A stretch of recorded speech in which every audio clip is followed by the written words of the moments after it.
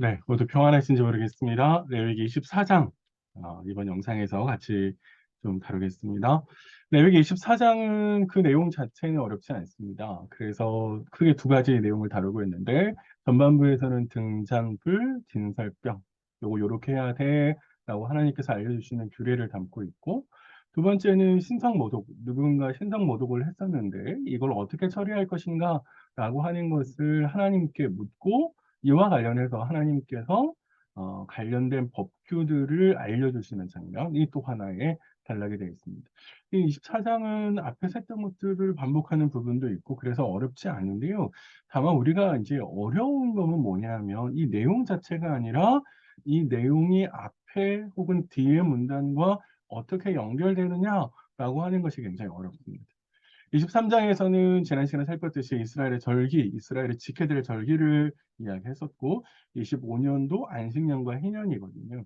그러면 절기에서 안식년과 해년으로 넘어가는 건 굉장히 자연스러운데 24장 그 가운데 딱 끼어 있어서 이게 왜 여기에 끼어 있을까?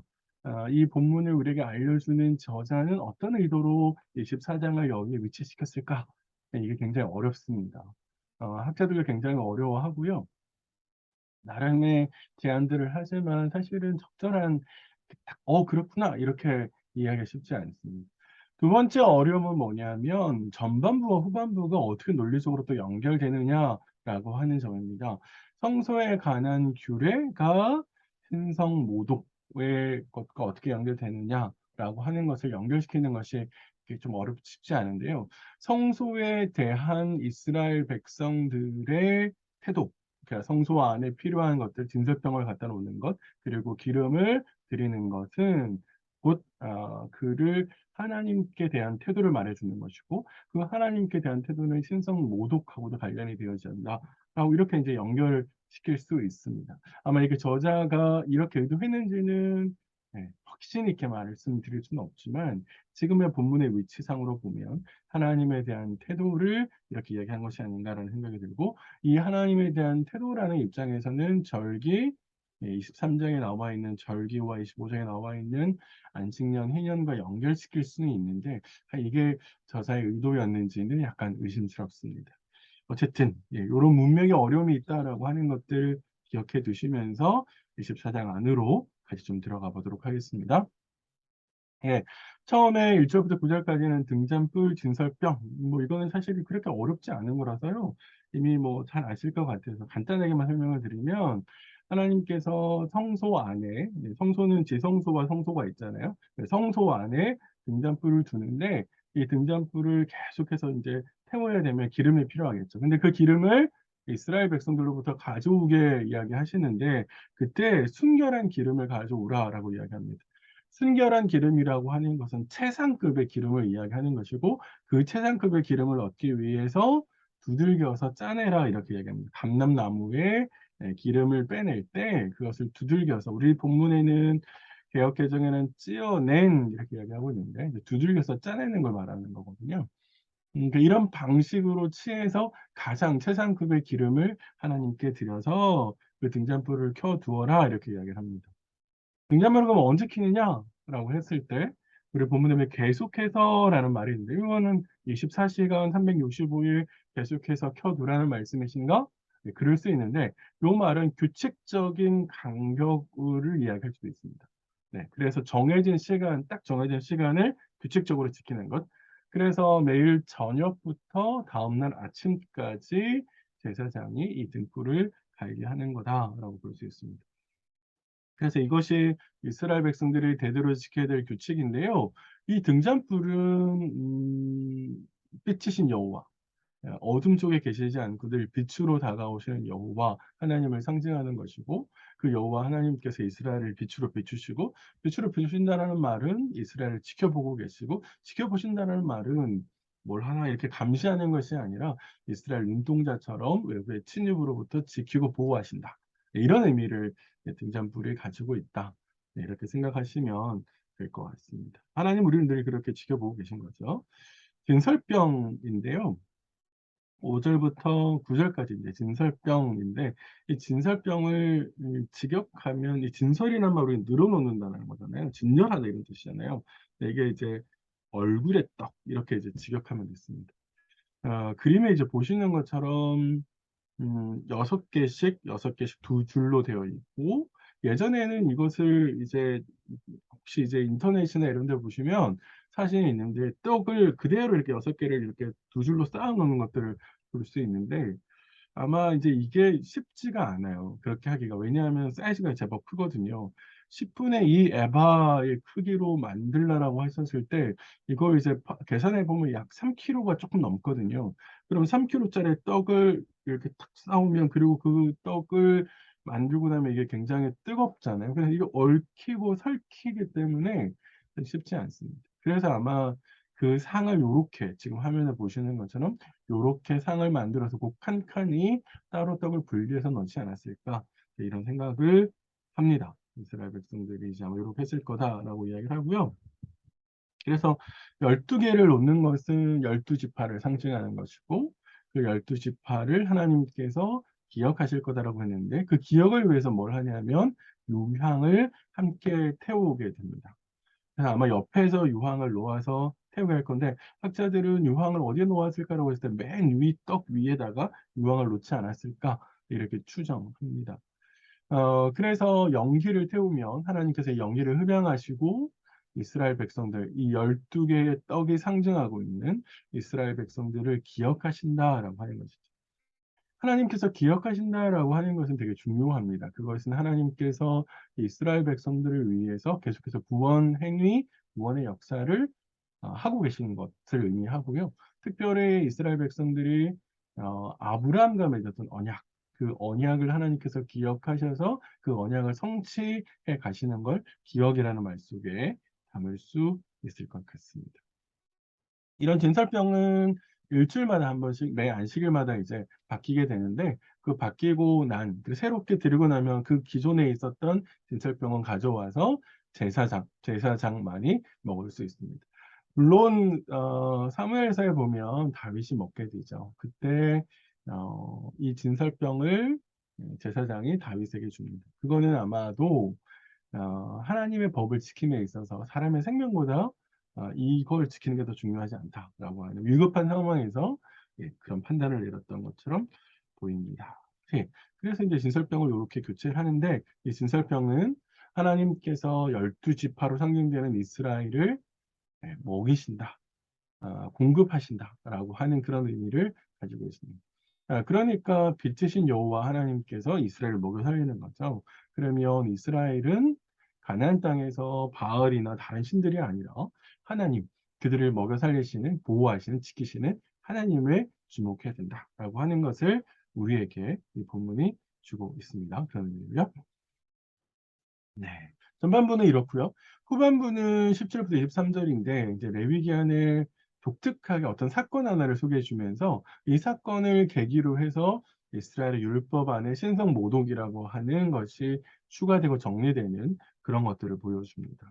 어떤 혼혈인을 이제 소개를 하는데요.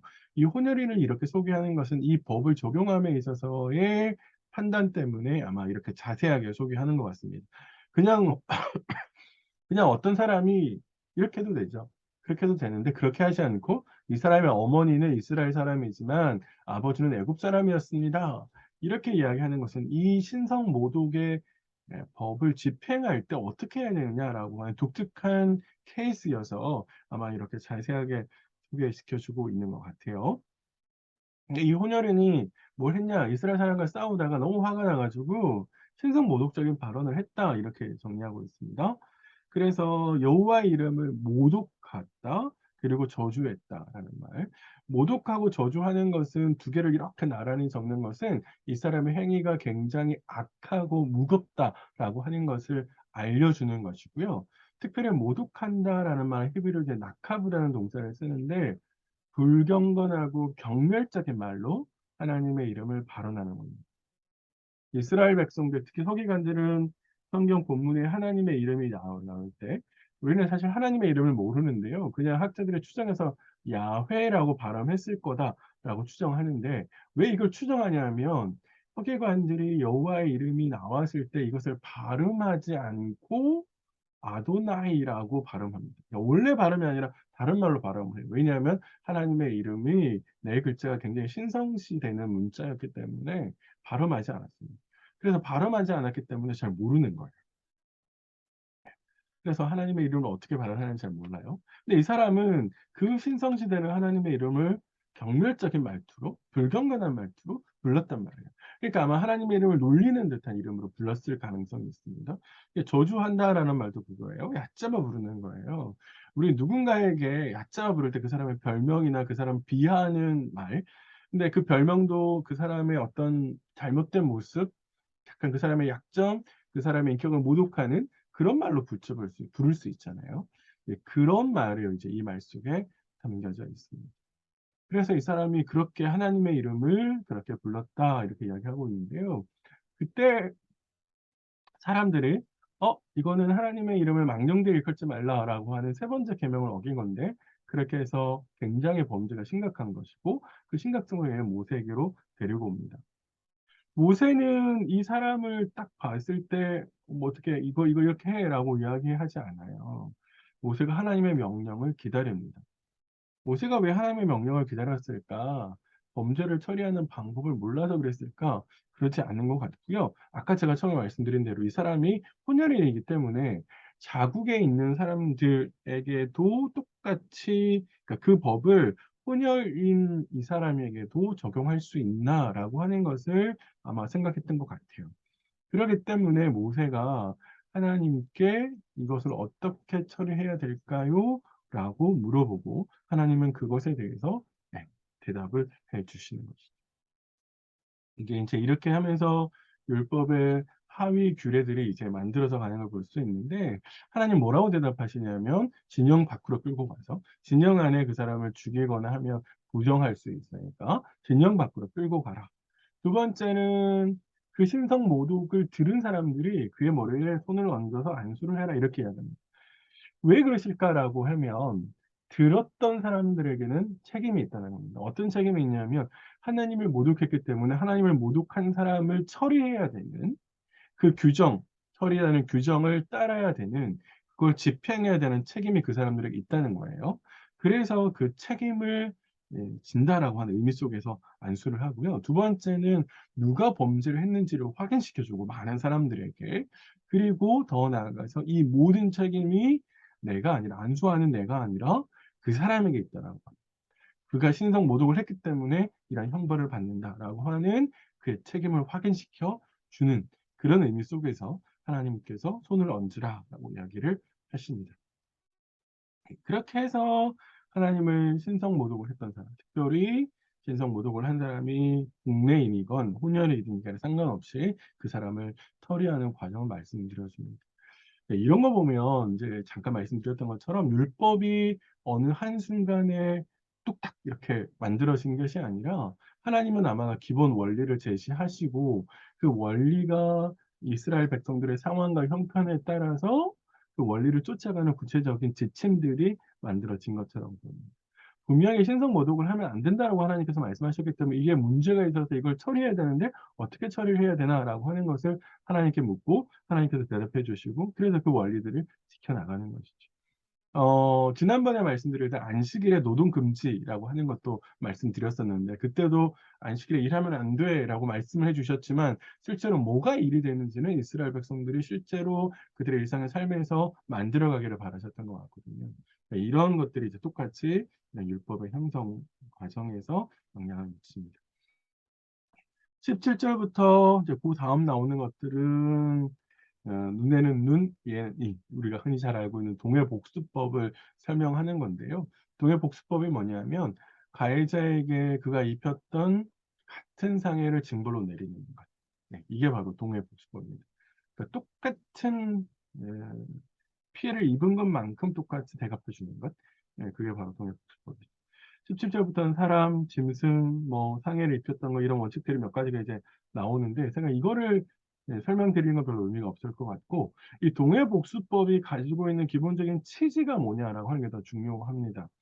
동해복수법의 가장 기본적인 취지는 뭐냐면 해당 사건으로 피해를 입은 손실, 그 손실과 똑같은 형벌을 설정하는 데 있습니다. 그 형벌을 설정해 주지 않으면 사람들은 피해를 입고 난 다음에 어떻게 해요? 보복하고 더 큰 보복을 하고 싶어 하거든요. 그걸 막는다. 그러면은 더 큰 보복을 하면 더 큰 보복 속에 또 다른 보복이 오겠죠. 그러면 계속 그게 끝나지 않을 겁니다. 그래서 피해를 입은 것만큼 동등한 형벌을 설정하는 데 그 취지가 있고요. 두 번째는 재판을 할 때 이 재판장이 지나치게 많은 형벌을 내리거나 지나치게 약하게 형벌을 내리는 것에 부당한 부당하게 배상할 수 있잖아요. 그럼 부당한 배상의 남용을 막기 위해서 이 동해복지법이 하나님께서 주시는 겁니다. 네, 그런 취지를 가지고 하나님께서 그래서 이스라엘 사회 안에 공의와 정의의 사회가 만들어질 수 있도록 하시는 것이죠. 이게 동해복지법이 가지고 있는 취지다. 네, 이렇게 설명드릴 수 있겠습니다. 두 가지 이제 단락을 다루었는데 이 단락은 첫 번째 우리가 생각할 것은 하나님의 인도와 보호하심이죠. 등잔불, 진설병. 하나님은 이스라엘 백성들을 인도하시는 분이시고 지키시고 먹이시는 분이시다라는 거죠. 그래서 하나님의 늘 이스라엘을 기억하게끔 이스라엘은 했고 그리고 그 하나님을 의존하면서 그들의 삶의 방식으로 살아갔습니다. 이 삶의 방식, 하나님을 의존한 지키시고 보호하시는 하나님을 의존하는 방식이 이스라엘의 삶의 방식이었고 오늘 우리의 삶의 방식이어야 되는데 아마 이제 우리 일상의 크고 작은 결정들을 하실 때도 마찬가지로 하나님의 뜻을 묻고 또 그 하나님의 결정을 따라서 생각하는 거 필요하죠. 음, 하나님이 내 삶의 공급자에 있습니다라고 하는 것은 우리가 헌금을 통해서 적절하게 좀 표현되어야 됩니다. 이런 결정들 하나님께 잘 묻고 있는지 이번 주 뭐 혹은 한 달 안에 내가 뭔가를 결정하고 판단해야 될 때 하나님의 뜻이 뭔지를 묻고 있는지 또 물어야 될 게 뭔지 한번 생각해 보시고 또 헌금 안에 내가 진짜로 신앙 고백을 잘 하고 있는지 또 한번 생각해 보시면 좋을 것 같고요. 하나님의 이름을 오용하는 것도 한번 생각해 보십시오. 우리 신성 모독을 한 것을 돌로 쳐 죽이라고 하나님께서 말씀하시는데 우리가 꼭 하나님의 이름을 오용하지 않는다 할지라도 모독하지 않는다 할지라도 사실 오용할 수 있거든요. 하나님의 이름을 주문처럼 기도할 때 사용하거나 어떤 욕망을 하나님의 이름으로 이용하거나 더 나아가서 나의 기도, 하나님께 드리는 나의 기도가 사실은 하나님의 이름을 향한 하나님의 수준을 결정될 수 있거든요. 고대 근동에 있던 잡신들처럼 내가 하나님을 취급할 수 있어요. 하나님 이거 주세요, 저거 주세요, 이거 해주세요라고 하는 것은 고대 근동에 바알신을 섬겼던 사람들이 행했던 모습이거든요. 우리는 하나님을 그런 수준 낮은 신으로 내 기도 가운데, 내 바람 가운데 만들지 말아야 됩니다. 예, 그런 점에 있어서 하나님의 이름을 내가 얼마나 오용하고 있는지 한번 생각해 보시고요. 세 번째는 동해복수법을 뛰어넘기를 이제 가야 됩니다. 동해복수법은 정당한 대가를 치르게 하는 거잖아요. 그러면은 우리도 나에게 피해를 입은 사람들에게 정당한 대가를 치르는 게 잘못된 것이 아닌데 신약에 오면 예수님께서 오른밤을 맞으면 왼밤도 돌려대라라고 이야기하시죠. 그거는 하나님의 법이 훨씬 더 기본 원리 속에서 더 큰 확장해 나가면서 더 큰 성취를 요구하시는 거죠. 알던 대로 돌려주는 것, 그걸 뛰어넘어서 그를 용서하는 거죠. 그래서 예수님께서 원수도 사랑하라라고 말씀하십니다. 잠깐 예를 들면 운전할 때 갑자기 끼어들거나 아주 위험적인 운전을 할 때 우리 똑같이 해주거나 그러고 싶잖아요. 막 욕을 해주고 싶기도 하고 사실 이제 그렇게 하는 경우도 많잖아요. 모욕감을 느꼈을 때 누군가 나에게 욕을 하거나 모욕감을 느끼게 했을 때 회의를 하는데 나의 의견을 잘 받아들여주지 않을 때 화가 날 수 있죠. 그런 모욕감을 느꼈을 때 내가 똑같은 모욕감을 느끼게 해주는 것 이렇게 하지 말라라고 주님은 이야기하십니다. 우리가 진짜 하나님의 백성이라면 주님의 제자라면 이 동해복수법이 더 원래 취지하고 있던 바대로 성취되어 나가셔야 된다라고 하는 것을 이야기해 주고 있는 것이죠. 네, 좀 제가 서둘러서 24장 말씀을 드렸는데요. 24장 그렇게 어렵지 않은데 같이 좀 잘 보시고 일상에 잘 적용하셨으면 좋겠습니다. 수고 많으셨고요. 저는 25장에서 뵙겠습니다.